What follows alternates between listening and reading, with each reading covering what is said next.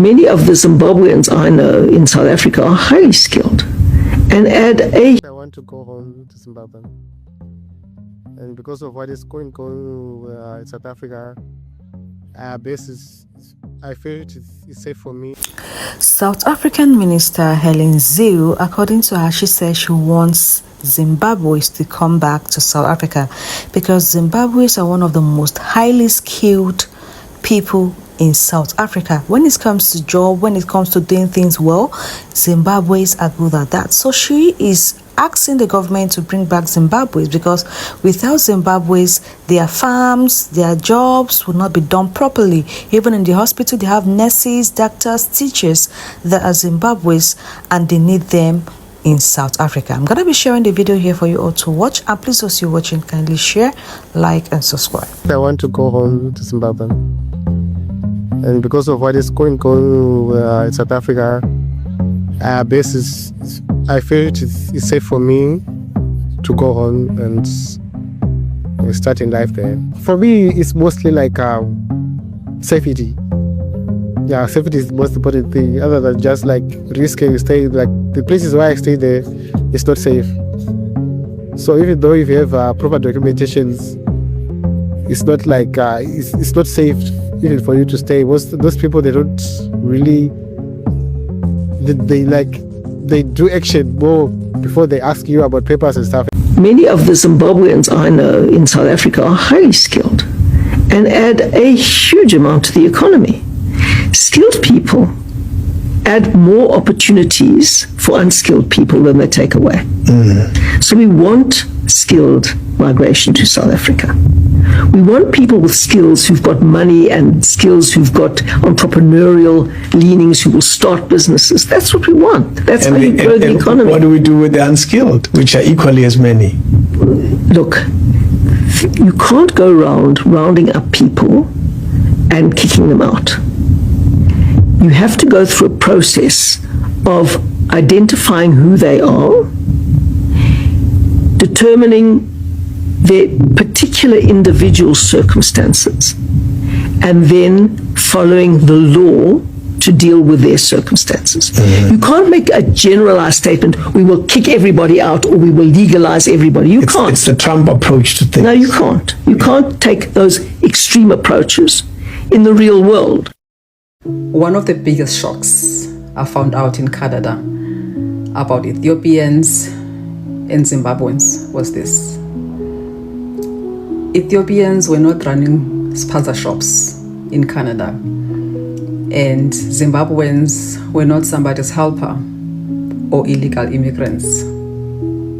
The first Zimbabweans I met in Canada are in senior finance roles in the biggest banks in Canada. They are landlords in Canada. The Zimbos in social work, they are highly exceptional and diligent social workers. And then the Ethiopians that I met were building their own associations in policy rooms, advocating for human rights, not just for Ethiopians, for everyone. In public policy, in public administration, you will find an Ethiopian. I saw Ethiopians building businesses from nothing. Their women are the strongest advocates that I have met, and highly educated. Most Africans that I've met here in Canada are not just trying to make it. They're building a name for themselves. They did not come here in this country to disappear into a job. They came here to specialize. And that, my friend, is the African exceptionalism. And this is a long view. An average Zimbabwean is far much more financially smarter than a graduate South African. Let me explain. In 2008, a loaf of bread cost $10 billion at breakfast. By lunchtime, $35 billion. Zimbabwe's hyperinflation in 2008 reached 79.6 billion% monthly, the second highest in recorded human history. So people went to work with a salary, they came back home, and that amount of money that they were carrying in the wheelbarrows couldn't even buy a loaf of bread by lunchtime. And that trauma created something in us viscerally that most people don't even realize. That money is not a store of value, money is a tool. And a tool that is not used will collect rust. Thinking about saving your money and whatnot. Not a store of value, it is a tool. It needs to be used and you need to use it wisely. And from all of that experiences, the lessons that we've learned, the bread queues that we went through, the bribes that we've seen people just to get a loaf of bread, it created something in us. And that thing, most people don't have it in a stable economy. And we need to use that, we need to utilize that.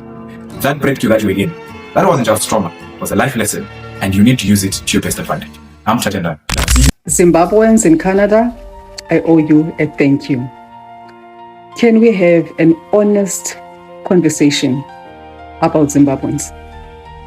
I don't think Zimbabweans hear this enough. To all the Zimbos in Canada who helped me to settle in this country, who made my first 6 months in this country easier, thank you.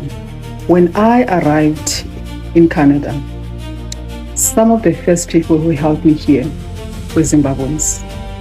They answered my questions. They shared information. It did not matter to them that I was a South African. They checked up on me. They made life in a new country easier. And then I look around. I saw Zimbabweans in social work, in healthcare, in finance, in business, in engineering. And my experience has been really and truly simple. Talented people, they work hard. And as they climb, they lift others up. Thank you for being so kind to this fellow South African. Thank you, my Zimbos. I appreciate you. We are totally opposed to the concept of multiracialism because it assumes in the first instance that the people have got to be arranged in compartments based on color. You have Europeans in one compartment, Asians and coloreds in two other compartments, and the Africans in another compartment. And immediately you talk of multiracialism, you are accepting as a starting point that the races are different, and this difference must be recognized. We are non-racialist in our approach. That is, we regard as an individual as an individual, and that everybody must be accorded his full political rights, whether he be white or black, educated or uneducated, rich or poor. And this is exactly why we are at the moment struggling to earn for our people one man, one vote. What I'm telling you guys that South Africans are not just people to, the government will rely on. And that is why the government of South Africa, they are scared to lose a lot of foreigners in their country because they know it is going to totally affect their country.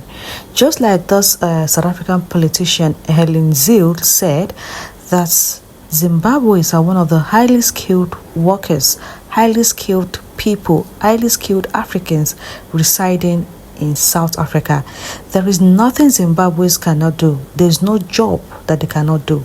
Electrician, plumbing, in fact, anything you want, they will do it perfectly, clean. And they are one of the most nicest, calm, cool-headed people in South Africa. So I see where they are coming from. When South Africans are fighting against foreigners in their country, they are fighting against people that are doing so well. When it comes to Nigeria, Ghana, Zimbabwe, Malawi, these countries, they are hardworking. They are they are hardworking people. And when South Africans see them buying cars, building houses, having businesses, they are jealous. Now they've left everything for them. They cannot handle it. Now the politicians in South Africa are calling for them to come back because they need them, because they are highly skilled. They don't have such people in South Africa except foreigners. Let me know what you think in the comment section. As a Zimbabwe, would you rather come back to South Africa or remain back in your country? Please drop your comments below. Don't forget to hit the like button, share and subscribe.